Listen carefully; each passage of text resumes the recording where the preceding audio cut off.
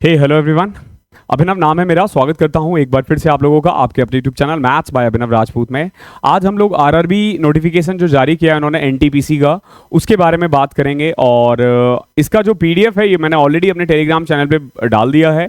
और मैथ्स की तैयारी कैसे करनी है इसकी वीडियो ऑलरेडी आ चुकी है। आप डिस्क्रिप्शन में ना एक प्लेलिस्ट देखोगे, रेलवे प्लेलिस्ट करके, रेलवे या एनटीपीसी के नाम से है, वो जाके सेव करके रख लेना। वहां पे सारी वीडियोस रेलवे से रिलेटेड आपको मिलेंगी। तो देखो, बेसिकली इस वीडियो में हम किस चीज के बारे में बात करने वाले हैं। पहले हम लोग ना नोटिफिकेशंस के बारे में बात करेंगे कि कब से फॉर्म भरना है, कब से कब तक भर सकते हैं, ठीक है। देन हम बात करेंगे प्रिपरेशन स्ट्रेटेजी क्या है, ठीक है, और एलिजिबिलिटी क्या है, प्रिपरेशन बिगिनर को कैसे करना चाहिए या रिपीटर्स को कैसे करना चाहिए।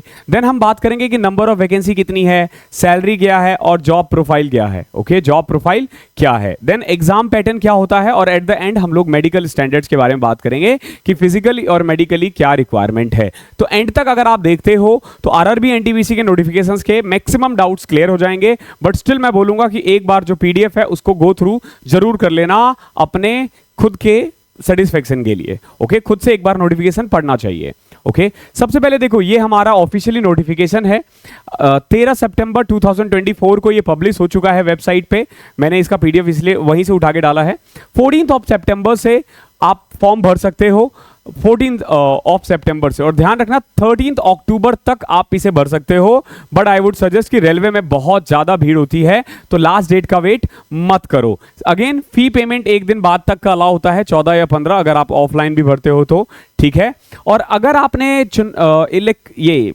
अगर आपने फॉर्म भरने में कोई गलती कर दी है तो 16 अक्टूबर से 25 अक्टूबर तक एक मॉडिफिकेशन टाइम मिलेगा। वहां पे आप करेक्शन विंडो पे जाके इसको सुधार सकते हो। ओके, ये है कुछ नोटिफिकेशन जो आपको पता होना चाहिए। देखो, एलिजिबिलिटी के लिए बारे में बात करें तो सिंपल ग्रेजुएशन चाहिए इसमें, ठीक है। ये वाला जो लेवल है ये ग्रेजुएशन लेवल के बारे में बात करेंगे। हायर सेकेंडरी लेवल का जो है वो 21 सितंबर से भरना है, तो उसके बारे में मैं एक अलग से वीडियो बना दूंगा। आज बेसिकली जो ग्रेजुएशन लेवल का एग्जाम है उसी के बारे में हम बात करेंगे। लेकिन ध्यान रखना, तैयारी दोनों की सेम ही करनी है। अब देखो, जब आप बात करते हैं तैयारी की तो दो टाइप के स्टूडेंट्स होंगे, आइदर यू आर रिपीटर्स और यू आर बिगिनर्स, ठीक है। देखो, सबसे पहले मैं बात करता हूं रिपीटर्स की। देखो, रिपीटर्स कौन है? जो या तो सीजीएल की तैयारी कर रहे हैं या सीएचएसएल की तैयारी कर रहे हैं या बैंकिंग की तैयारी कर रहे हैं, but you need a job. और एक जॉब के लिए ना आप सारे फॉर्म भरते हो। तो अगर मान लो आपका प्राइमरी फोकस एसएससी सीजीएल है या सीएचएसएल है या बैंकिंग है, या आप पहले से एग्जाम दे रहे हो, आपने ऑलरेडी एनटीपीसी वगैरह का एग्जाम दिया है, रेलवे दिया है, ग्रुप जीडी दिया है, जितने भी एग्जाम है वो दे रहे हो आप, तो आपको ना इनका जो प्रीवियस ईयर का सेट है ना, बस वो लगाओ, प्रीवियस ईयर पेपर।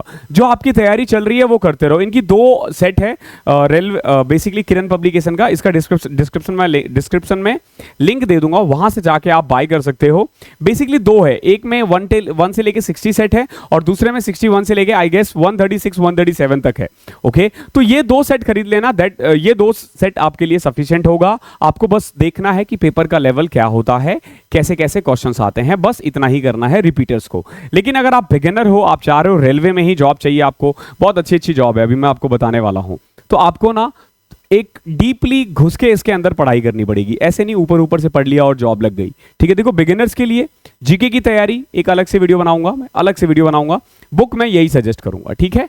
बेसिकली जो ये खान सर की बुक है आप ये बाय कर सकते हो, डिस्क्रिप्शन में लिंक है। मैथमेटिक्स के लिए मैंने ऑलरेडी आप लोगों को बता रखा है, जो रेलवे के लिए अलग से बुक आती है वो बाय कर लेना, ठीक है। रीजनिंग के लिए भी एक अलग से इनकी चैप्टर वाइज आती है। जो इन्होंने क्या कर रखा है, जितने भी पेपर्स आए हैं ना अब तक, जितने भी एनटीपीसी का एग्जाम हुआ है 1996 से लेके अभी तक का, उन्होंने उसी को चैप्टर वाइज में डिवाइड कर दिया है। ओके, तो आप ये तीनों बुक बाय कर सकते हो, डिस्क्रिप्शन में लिंक है। एक क्वेश्चन और आ रहा था मेरे पास कि कई बच्चे सर सीजीएल का बुक है मेरे पास चैप्टर वाइज, सीएचएसएल का है, सीजीएल के लिए मैंने ऑलरेडी चैप्टर वाइज खरीद रखा है, तो क्या इसकी नीड है? देखो, अगर आपका प्राइमरी फोकस सीजीएल है वहीं रहो, लेकिन अगर आपको रेलवे पे फोकस करके करना है तो आप ले सकते हो। बट अगर आपने वो कर लिया तो ये लेने की जरूरत नहीं पड़ेगी आपको। तो अगर दोनों में से कोई एक बुक खरीदना हो तो मैं बोलूंगा कि चैप्टर वाइज जो सीजीएल वाली बुक आती है वो ले लेना, वो और ज्यादा डीप में है। हालांकि पेपर का लेवल दोनों में फर्क नहीं है। बहुत बच्चों को लगता है कि जो पेपर होता है ना रेलवे का वो सीजीएल से कम लेवल का है। भाई बिल्कुल भी ऐसा नहीं है, मैं बता रहा हूं। मैंने अभी परसेंटेज चैप्टर में करवा रहा हूं अपने प्राइम टाइम 3.0 में, और रेलवे के क्वेश्चंस मैंने बनाए हैं, और मैं बता देता हूं रेलवे के क्वेश्चंस कहीं से भी कम नहीं है सीजीएल से। ओके, तो भैया वो जमाना गया, वो जमाना क्या हमेशा से ही, अब तो सीजीएल के क्वेश्चंस भी इजी आते हैं, तो सेम लेवल है, एग्जाम लेवल में ज़्यादा डिफरेंस नहीं है। ओके, ये तैयारी की बात है। अब बात करते हैं वैकेंसी, जॉब प्रोफाइल और सैलरी की, वन बाय वन चलेंगे। और अभी ना मैं सिर्फ और सिर्फ ग्रेजुएशन लेवल वाला जो है ना उसी की बात कर रहा हूँ, ठीक है। ग्रेजुएशन लेवल में देखो, सबसे पहले तो एज जो होता है ना वो 18 से 33 होता है, but just because of corona आपका 2-3 साल वेस्ट हुआ है, तो इन्होंने वन टाइम रिलैक्सेशन दिया है, ध्यान रखना। अभी 18 से लेके 36 ईयर तक के लोग अप्लाई कर सकते हैं सभी जॉब में, सभी जॉब में, ठीक है। अब देखो सबसे पहला जॉब क्या है, चीफ कमर्शियल, या फिर पहले मैं आपको सैलरी बता देता हूं। ये जो लेवल 6 दिख रहा है आपको और लेवल 5 दिख रहा है, ये बेसिकली ग्रेड पे होता है, ठीक है। जैसे पहले ग्रेड पे हुआ करता था, अब क्या है, पे लेवल आ चुका है। जैसे 7 सीपीसी आया था ना, फॉर एग्जांपल मैं 4800 ग्रेड पे में हूं, लेकिन मेरा जो लेवल है ना वो 8 है, ध्यान रखना मेरा लेवल 8 है। तो 6 लेवल हो गया बेसिकली 4200 ग्रेड पे, ठीक है। तो 4200 ग्रेड पे की दो जॉब है, एक है टिकट सुपरवाइजर, एक है स्टेशन मास्टर, और 2800 ग्रेड पे का है goods train manager, junior accountant, account assistant cum typist और सीनियर क्लर्क कम टाइपिस्ट, ठीक है। अब यहां से एक क्वेश्चन और बनता है, सबसे पहले मैं सैलरी बताता हूं, फिर मैं इसमें ऐड कर दूंगा टाइपिंग का, ठीक है। इसमें हम टाइपिंग भी ऐड कर देंगे। देखो सैलरी देख लो, जो इनिशियल पे है ना आपका, वो बेसिक पे होता है 35,400। इसमें ना कुछ चीजें ऐड होती है। क्या क्या ऐड होती है, सबसे पहले आपको डीए मिलता है, जिस दिन मैं ये वीडियो बना रहा हूं उस दिन 50% है। इसके अलावा आपको ट्रेवलिंग अलाउंस मिलता है 3600 ग्रेड पे, 4200 ग्रेड पे और 2800 ग्रेड पे, दोनों के लिए जो टीपीटीएल है वो एक्स सिटी में 3600 है, एक्स सिटी में 3600 है, वाई में मैं भूल रहा हूं यार, वाई जेड ये सब मैं तो भूलता नहीं था, ठीक है। तो बेसिकली 3600 के करीब है इसका ये, ठीक है। टीपीटीएल मैं भूल रहा हूं अभी। एचआरए बेसिकली अगर आप एक्स सिटी में हो तो 30% है, वाई सिटी में हो तो 20% है और जेड सिटी में हो तो 10% है। मोटा मोटी सैलरी के बारे में बात करें ना, तो पहले जो ये दो है जिसका पे लेवल 6 है, इनका जो ग्रॉस सैलरी है ना वो 70 to 75 है, और इन हैंड सैलरी 60 के अप्रॉक्स रहेगा। इन हैंड सैलरी ये मैं बता रहा हूं, इसमें ना कोई एक्स्ट्रा अलाउंस ऐड नहीं है।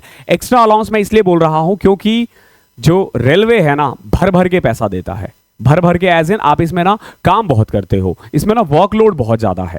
तो वर्कलोड जब रहता है ना, दैट मीन्स कि काम ज्यादा करना है, तो आपको अलाउंस मिलता है, उसमें अलाउंस मिलता है। तो जो पहले दो है 70 to 75 है और ये 60 मान लो। लेकिन मैंने जितने भी रेलवे में जॉब करने वाले बंदों को देखा है ना, एटलीस्ट हर महीने वो 30 से 35 हज़ार रुपए, 25-30 हज़ार रुपए इजीली बोनस उठा लेते हैं, ठीक है, इंसेंटिव उठा लेते हैं। सेम एज अगर आप पे लेवल 5 में हो तो आपकी ना ग्रॉस सैलरी अप्रॉक्स, अगर आप देखोगे अप्रॉक्स 65 to 70 के बीच में होगा, और इन हैंड सैलरी 55 के अप्रॉक्स रहेगी। इन हैंड सैलरी कितनी रहेगी, 55, ठीक है। ये है बेसिकली सैलरी, ओके। बट इसके अलावा इंसेंटिव्स वगैरह होते हैं, इसके अलावा इंसेंटिव्स होते हैं। अब बात करते हैं टाइपिंग की। तो देखो टाइपिंग बेसिकली किसके लिए है और कौन इसके लिए वो कर सकता है, टाइपिंग किसके लिए है। तो बेसिकली यहां पे जहां जहां टाइपिस्ट लिखा हुआ है ना, बस इन्हीं दोनों जॉब के लिए ना आपको टाइपिंग चाहिए, पहले 3 के लिए टाइपिंग नहीं चाहिए। और टाइपिंग के लिए परेशान मत होना, अगर आपकी स्पीड 30+ है इंग्लिश में और 25+ है हिंदी में तो आप इजीली एलिजिबल हो, ठीक है। तो आपको 30 से 35 स्पीड रखनी है, ठीक है। तो typing is not a big deal, typing आप इजीली कर लोगे, ठीक है। अब बात करते हैं जॉब प्रोफाइल की। सैलरी बता दिया मैंने, टाइपिंग बता दिया, वैकेंसी डिटेल भी दे रखा है। ये 8113 है, ध्यान रखना ये ग्रेजुएशन लेवल है। और 3300 के करीब जो वैकेंसी है, 3300 से 3400 के बीच में, वो 12th लेवल पे है, ठीक है। उसके बारे में भी हम एक डिटेल वीडियो बनाएंगे। अब मैं ना वर्क प्रोफाइल बताता हूं। ये देखो, ये जो chief commercial cum ticket supervisor है ना, ये यूं कह लो कि जो टिकट चेकर होता है ना, जो टीटी आप बोलते हो ना, उससे एक लेवल ऊपर होता है, 1 या 2 लेवल ऊपर होता है, ठीक है। लेकिन अब सुनने में ऐसा आया है कि टीटी को भी इसी में डाल रहे हैं, ठीक है। यानी अब उसी को काम अलॉट कर दिया जाएगा कि किसी को टिकट चेकर में रख देंगे, किसी को सुपरवाइज करने के लिए। तो इनका मेनली काम होता है टिकट से रिलेटेड, ठीक है। ये टिकट देखना, ठीक है, उसको प्रिंट करना, प्रिंट एज इन सेल करना, जो काउंटर आप जहां बैठते हो, जहां आप देखते हो कि वो बैठ के आपको टिकट देते हैं, ये सब इसमें आ जाता है, chief commercial cum ticket supervisor. Then आता है स्टेशन मास्टर। स्टेशन मास्टर, अरे भैया इसकी तो कहानियां मशहूर है। स्टेशन मास्टर मतलब एक स्टेशन का मालिक, एक स्टेशन का मालिक समझ लो। सारा स्टेशन की जितनी भी जिम्मेदारी होती है ना वो इसी पे होती है कि ट्रेन आ रही है, जा रही है, जितने भी वहाँ पे एम्प्लॉयज़ है, किसको कहाँ पे ड्यूटी असाइन करना है, ये सब स्टेशन मास्टर का काम होता है। देन गुड्स ट्रेन मैनेजर, पहले आपने गुड्स गार्ड के बारे में सुना होगा, अब उसको हम गुड्स ट्रेन मैनेजर कहते हैं। जब भी कोई एक ट्रेन जा रहा होता है ना, ये बेसिकली ज्यादातर आप देखोगे कि जो पैसेंजर गाड़ी होती है ना, सॉरी पैसेंजर बोल रहा हूं, माल गाड़ी होती है ना, उसमें ये देखने को मिलता है। ये बेसिकली एक ट्रेन का मैनेजर होता है। जब भी एक ट्रेन चल रहा होता है ना, तो टाइम पे जा रहा है, ठीक है, कहीं कोई दिक्कत तो नहीं आ रही है, बोगी एक दूसरे से बिल्कुल ठीक है, जुड़ा हुआ नहीं, क्योंकि देखो जब ट्रेन स्टार्ट होता है तो आप देखोगे कि सारी बोगी एक दूसरे से अटैच रहता है, ओके, तो वो अटैच है या नहीं वो चेक करना, तो ये सब काम किसका होता है? गुड्स ट्रेन मैनेजर का। तो आप एक ट्रेन का मैनेजमेंट कर रहे हो तो ये मेनली आपका काम है, ठीक है। इसमें ध्यान रखना कि ट्रेन जब तक चल रहा है तब तक आपका काम है। इसमें इसमें ना वो बहुत मिलता है, इंसेंटिव बहुत है, क्योंकि आप देखोगे कि वैसे जॉब 8 घंटे की होती है, लेकिन इसमें लोग ऑन एन एवरेज दिन में 12 घंटे काम करते हैं, तो रोज 3 से 4 घंटे का ना आप एक्स्ट्रा अलाउंस उठा रहे होते हो। Then junior accountant assistant cum typist या सीनियर क्लर्क कम टाइपिस्ट। देखो ये जो 2 जॉब है ना, ये बेस्ट जॉब है लड़कियों के लिए। क्यों?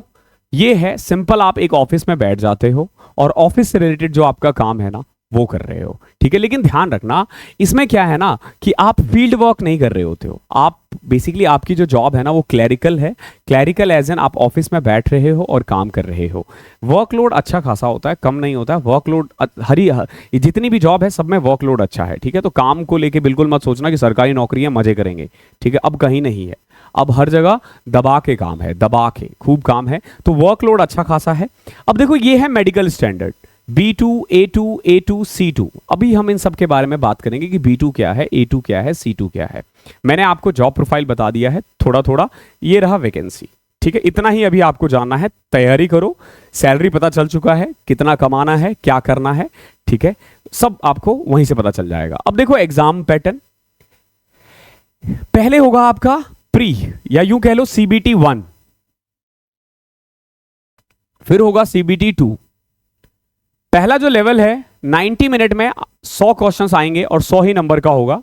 30 number GK, 40 number GK, 30 number maths और 30 नंबर रीजनिंग, कुल मिला के 100 क्वेश्चंस होंगे। जब एक बार आप CBT 1 निकाल देते हो तो CBT 2 में जाते हो, ठीक है। CBT 2 में ऑलमोस्ट 15 टाइम्स ज्यादा बंदे लिए जाएंगे। जैसे वैकेंसी है, कितनी देख ली आपने वैकेंसी? अभी 8000 वैकेंसी है मान के चलो, ठीक है। तो इसमें 1,20,000 बंदे लिए जाएंगे, 1,20,000 जो CBT 2 देंगे। अब देखो CBT 2 में सेम 90 मिनट का ये भी था, 90 मिनट का ये भी है। जीके 40 अब 50 हो गया, मैथ्स 30-35 और मार्क्स पहले 100 का हुआ करता था, अब 120 का है। ये अच्छा चीज है। ये अच्छा क्यों है? क्योंकि देखो 100 क्वेश्चंस है, प्री में 120 क्वेश्चंस है मेंस में, तो मेंस में आप कह सकते हो कि आपको थोड़ी ज्यादा मेहनत करनी पड़ेगी। बट ध्यान रखना सिलेबस सेम है, सिलेबस में कुछ चेंज नहीं करना, कोई चेंज नहीं होता है, ठीक है। किस चैप्टर से कितने क्वेश्चंस आते हैं, जैसे मैंने भी मैथ्स की वीडियो बनाई है, फिर मैं रीजनिंग की बनाऊंगा, तो रीजनिंग में मैं आपको बता दूंगा कि किस टॉपिक से कितने क्वेश्चंस आते हैं। इंग्लिश में सॉरी इंग्लिश तो है ही नहीं इसमें, अच्छी बात तो यही है, बहुत बच्चों को इंग्लिश में प्रॉब्लम होती है, उनके लिए बेस्ट है ये। सेम एज जीके में मैं बता दूंगा कि किस टॉपिक से कितना आता है, जब हम उनके बारे में डिटेल वीडियो बनाएंगे। अगर एक वीडियो में ये सारी बात करें ना तो बहुत लेंथी चली जाती है वीडियो, फिर बच्चा जो है ना उसको देख नहीं पाता है, ओके। तो ये एग्जाम पैटर्न था। अब देखो मेडिकल कैटेगरी, मेडिकल को देखो इन्होंने ना 4 कैटेगरी में डिवाइड किया है, A2, A3, B2, C3, C2। एक तो फिजिकली फिट चाहिए, आपको फिजिकली फिट होना चाहिए हर उसमें, ठीक है। इसमें आप देखोगे कि OH वगैरह कैटेगरी रेयरली मिलेंगे आपको, ठीक है। तो फिजिकली फिट होना चाहिए सारे ही इसमें, ठीक है। फिजिकली आप फिट हो यानी चल रहे हो, दौड़ रहे हो, धूप रहे हो अच्छे से, ठीक है। अब देखो विजन के बारे में बात करें ना तो A2 जिसमें भी है, अब जैसे देखो A2 की रिक्वायरमेंट किस में है, अगर आप देखोगे इसमें तो A2 की रिक्वायरमेंट है बेसिकली स्टेशन मास्टर और गुड्स ट्रेन मैनेजर में, ठीक है। तो अगर A2 है इसमें तो अब सिंपल सी बात है, विदाउट ग्लासेस, अगर चश्मा पहन रहे हो तो नहीं होगा आपका, और अगर आप चश्मा पहन भी रहे हो बहुत माइनर है, 6.9 दोनों आंख में, तो आप एलिजिबल हो। फॉगिंग टेस्ट नहीं होता है। नियर विजन ये चेक किया जाता है 0.6 without glasses and must pass test for colour vision. अगर आपको डाउट है कि आपके आंख आप एलिजिबल हो या नहीं हो, इसकी फोटो ले जाओ, किसी भी एक जो ऑप्टिकल शॉप है या जहां पे भी आई टेस्ट होता है वहां जाओ, उनको 100 रुपए देना, वो आपको बता देंगे कि आपका आंख कैसा है, ठीक है। देन A3 है, फिजिकली फिट तीनों में चाहिए। A3 में देखो 6/9 ही है, लेकिन विद और विदाउट ग्लासेस है, यानी आप चश्मा पहन के भी कर सकते हो, चश्मा पहन के भी। लेकिन ध्यान रखना जो लेंस का पावर है ना वो 2D से ज्यादा नहीं होना चाहिए, ध्यान रखना 2D से ज्यादा नहीं होना चाहिए, ठीक है। B2 में क्या है, सेम 6/9 6/12, वहां 6/9 था, यहां 6/12 है, विद और विदाउट ग्लासेस, ठीक है। और पावर ऑफ लेंसेस 4D से ज्यादा नहीं होना चाहिए, ओके है। और जो C2 है उसमें 6/12 चाहिए, नील विद और विदाउट ग्लासेस, मतलब एक आंख में 6/12 चाहिए, दूसरे में तो नहीं भी दिख रहा है तो भी, मतलब बहुत लोग पूछते हैं ना 1 आई, तो दूसरे में देखो ये चेक ही नहीं कर रहे, ठीक है। तो सेकंड, अगर आपके पास 1 आई भी है तो भी आप C2 के लिए एलिजिबल हो, जो 1 आई कैंडिडेट है। और अगर 1 आई कैंडिडेट इसके लिए एलिजिबल होगा, ठीक है, विद और विदाउट ग्लासेस अगर आप देख पाते हो, फॉर एग्जांपल मान लो मैं चश्मा पहनता हूं तो मैं भी एलिजिबल हूं। C2 हो गया ये दोनों, क्योंकि देखो मैंने बोला ना ये क्लैरिकल काम है, आपको ऑफिस में बैठ के काम करना है इसमें, ठीक है। जब आप ऑफिस में बैठ के काम कर रहे होते हो तो आपको ना आंखों का इतना ज्यादा रोल नहीं है, लेकिन जब आप ट्रेन पे बैठते हो ना तो आपको दूर दूर तक देखना होता है, बाइनोक्यूलर वगैरह लेके, बाइनोक्यूलर टेस्ट भी होता है इसमें, ओके। आपको मतलब चेक किया जाता है कि आप उससे देख पा रहे हो या नहीं देख पा रहे हो, ओके। तो इसमें इतना ही था। अगर आपके पास रेलवे से रिलेटेड कोई क्वेश्चन आता है तो कमेंट जरूर करना, मैं अगली वीडियो में उसको कवर करूंगा। थैंक यू सो मच, मिलता हूं अगली क्लास में, तब तक के लिए पढ़ाई करते रहो।